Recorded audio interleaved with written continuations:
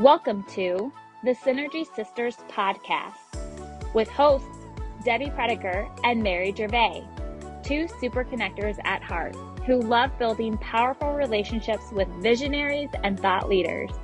We act as a focal gathering point for people, ideas, dreams, and enterprises.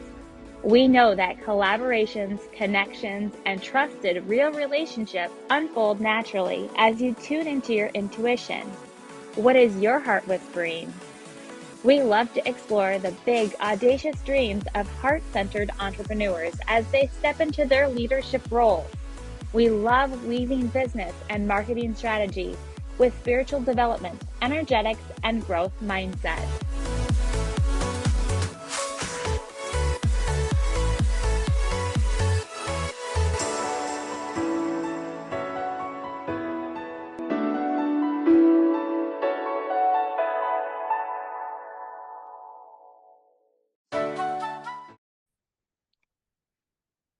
So hello, everyone. We are thrilled to be back, and we are continuing our conversation with L, luminescence, visibility, shining brightly, and how important it is for all of us to be seen and to share our uniqueness.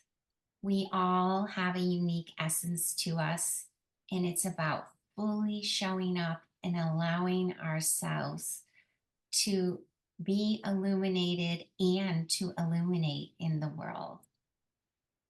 So, Debbie, I do want to say that when I was thinking about luminescence today, Mary Magdalene came into me.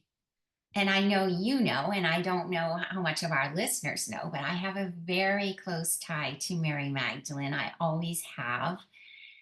And it's, for me, it's how we carry our truth and we shine brightly. And I think that many times for her, there were people who sought to dim her. But yet the luminescence continues because she was authentic and she showed up fully, and that inner light of hers guided others.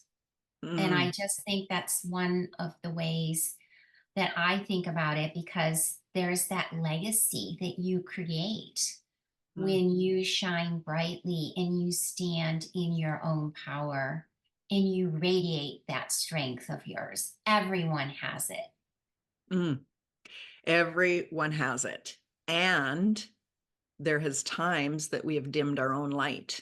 And sometimes that's fear, survival, right? Like, let's get real. Mary Magdalene, there was times that it would have taken a lot of personal power to stand up for what she believed and stand up and shined and been that guiding light for others. I believe that every person that's truly made a difference in this world had to believe in something first. They had to have that connection to source, that connection to self, to be able to step up and say, this is what I believe. And I don't have proof from all the outside sources. The outside world, that external validation is maybe telling me this might not be true. Maybe recheck. But the rechecking happens on the inside. The rechecking happens with your conversation with source, with knowing who you are and getting your ego out of the way. Really having that divine connection where it is the true truth from your inner essence. There is a deeper truth than that first surface level truth of like, oh, I think this might be true, to that embodied, I know this to be the truth. Yeah, Debbie, I agree with you completely. And when you were saying that, I just felt, you feel that visceral, that sensation that is inside of you, that it's in your heart, and you're like, no, I know this is what it is. And sometimes I feel and I know there's a lot of commotion out in the world. So when we can stop, and whether it be for a moment, a minute, or maybe you're in meditation and it's longer, that you can stop and you can say, no, this is the truth. This is how I feel. This is the knowing. And Mm, this is what I am going to radiate out. And this is how I'm going to shine. mm, That's the visibility of the luminescence. mm. I think you nailed that. That's so beautiful. So, Mary, has there been a time in your life, long ago or in the near future or in the near past, that you can remember dimming your own light? Well, I can, I mean, I know that in my early years, I was a people pleaser. Um, I always wanted to please my mother. Mm. And, so I would do things, and I'm a very positive person, but I was always like, oh no, well, we can do it this way or that way. And sometimes then I realized that I would say, okay, well, if you want to do that, then let's go do that. And I didn't always speak up my full truth and say, well, really, that's not quite what I want to do. I'd rather do this, but I kind of followed in suit. Does that make sense? Yeah, it does. And I actually feel like you have a story of self-expression and how your voice at times can literally be gone. And really that's what that speaks about, is that habit of, like, as a people pleaser, I'll just go along with it. And there's nothing wrong with that, guys. Like, right? Like, people pleasing and being a pleasing person is two different things. So when we're talking about being a pleasing person and being that person that goes along with others and helps others, to a fine line when it's time to step over the line and say, well, I have thoughts, I have a voice, I have a message, I have a mission. And actually, maybe we should be asking each other, like, one time it's about you and the next time it's about me. So we're both being able to be expressed at the same time and really grow together. When we're in people pleasing mode, I feel like only one side is being grown and the other side is being suppressed. And that's the feeling that I got when I just felt like not only were there hands around your neck, but there was protection. It was in your own mind, it was a form of protection. And I don't know if you want to go deeper into your story of losing your voice and Well, sure, but I think when you're talking about that, I'm going back to my mom, and I didn't realize it till I was further on in life, but I felt like I realized I always wanted to protect her.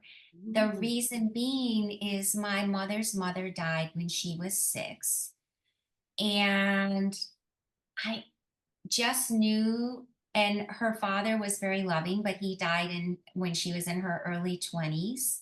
Mm, And I just always wanted her to be comfortable, to be happy.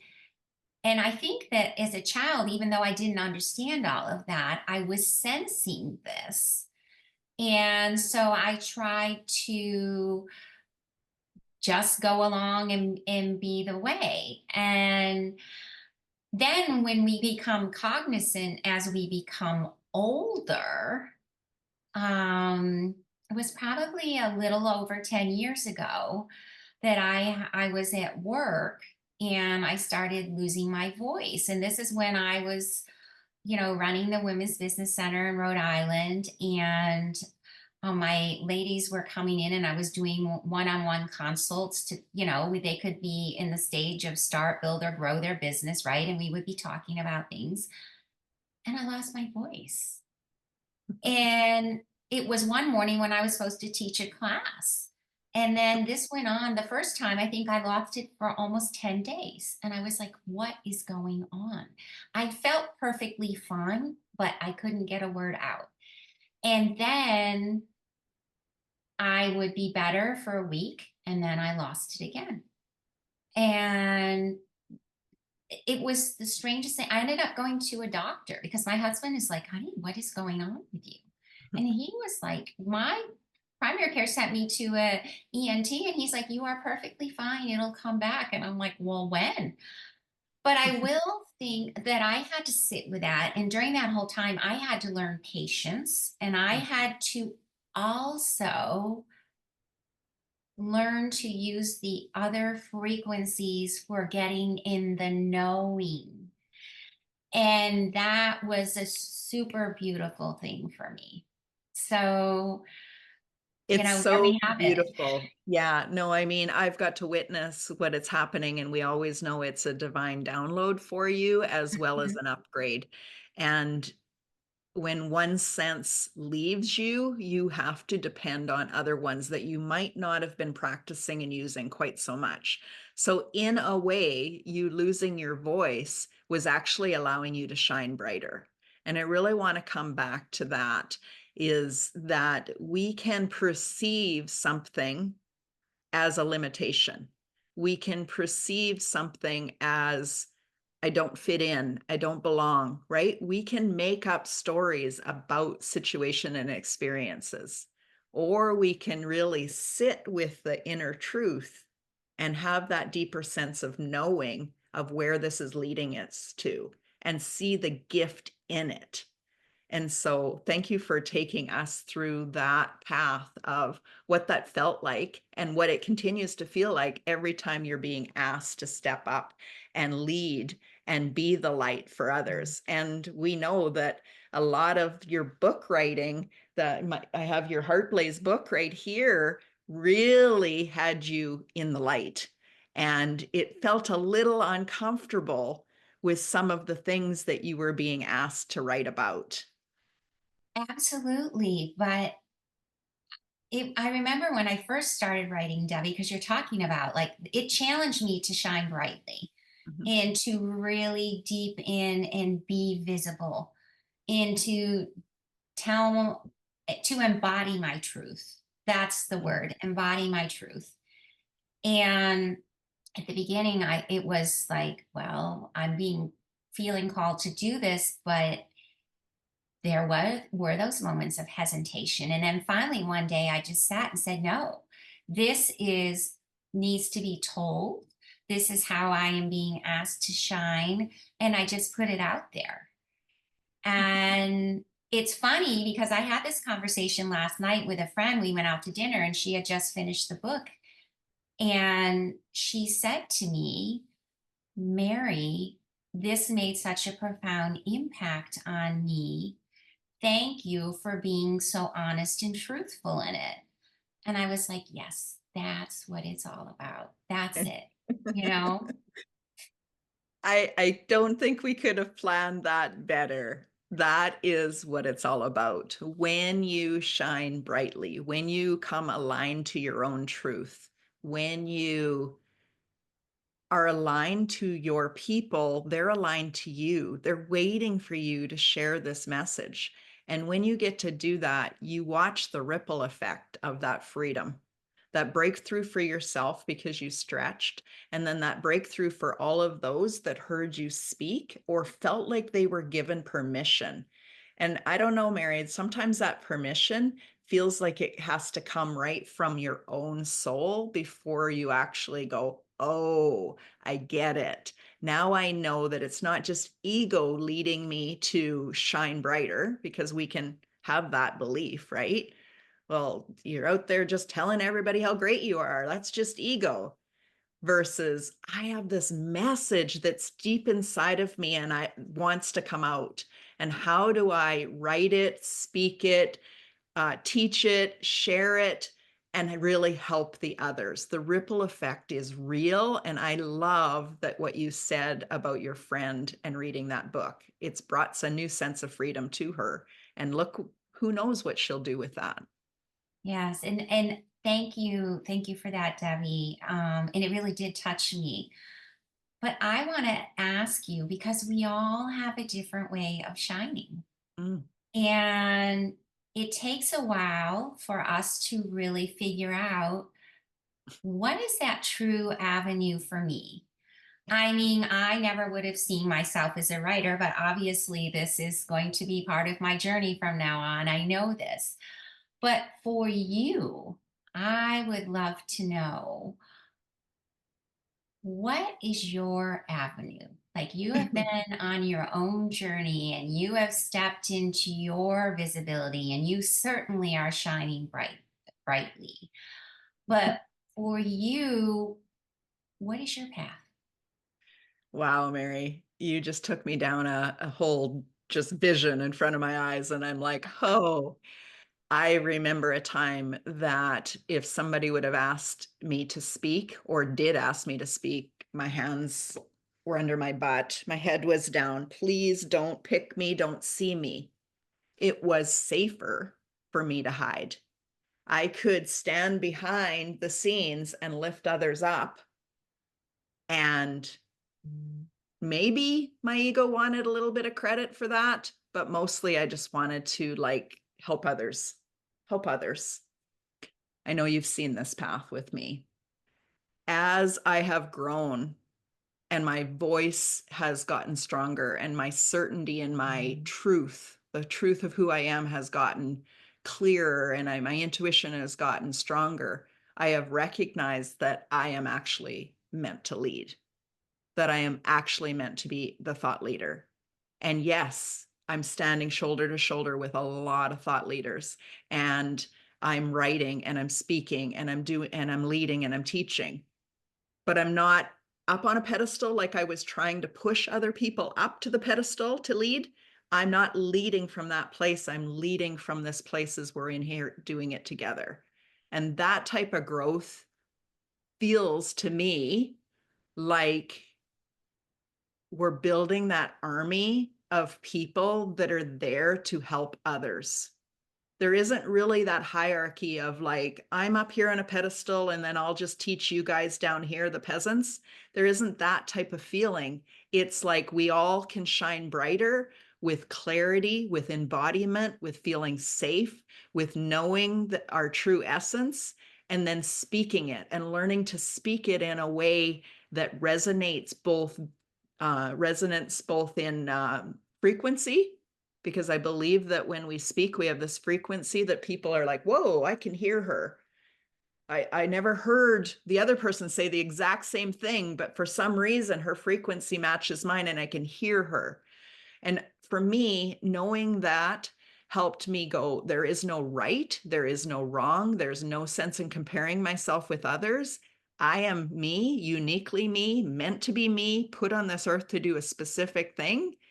And the people, when I shine brightly, when I do the aligned actions and step into my own personal power, the right people will hear that frequency. And that's really my job. That's my job here, is just to speak so that others can find me. They are already searching. They are already praying. They're wishing all of the things. It's my job to show up so they can find me. Wow. I had so many thoughts come to me, Debbie, and that is incredible, because it's all about that frequency. We attract the individual or the things that are supposed to be coming to us for our frequency. And you touched upon, we are all equal, and we are all equal. So it is just about deciding and taking the chance to step up. If you decide, some people, it's a bit uncomfortable at first, many times, but we get to that moment where we're like, no, it's time to do this, because you're just full. And so I wrote down, when you were talking, it was the voice of certainty. And that is when you unlock that ancient wisdom inside of you. So is there a time, Debbie, when you can think that there was that one specific turning moment? Like, was there one thing, or was this just like a culmination of things, do you think, that just pulled that out of you? Yeah, it's definitely a combination of things. I call that the growth evolution. Is like, if we think that the one thing will change everything, we're probably going to miss something along the path. But if we don't judge ourselves as we're not there yet, we're not good enough yet, we're not enough. Who would want to hear my voice? If we think of it the other way, is that we're all on this evolution of growth. And as long as you're in that awe and wonder state, that curiosity, non-judging state, you will get the golden nuggets. So there has been golden nuggets all along.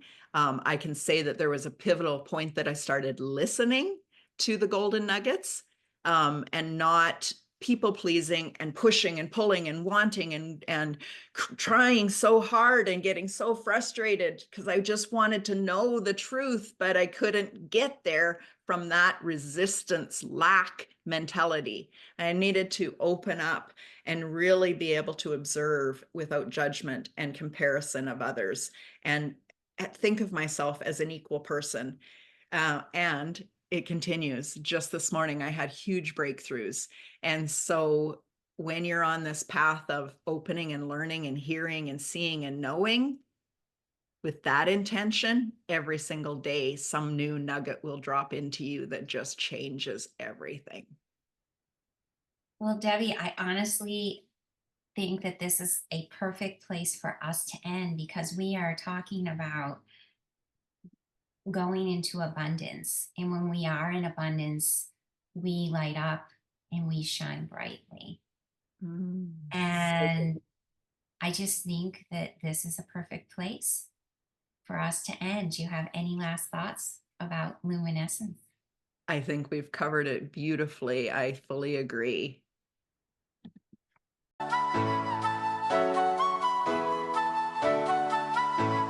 We've loved connecting with you today. And as always, we sign off with love and light, trusting that each listener knows in their heart they were created for greatness. We can easily see that greatness in you, and we would love to be part of your journey to your highest path of creating and living the life that you love.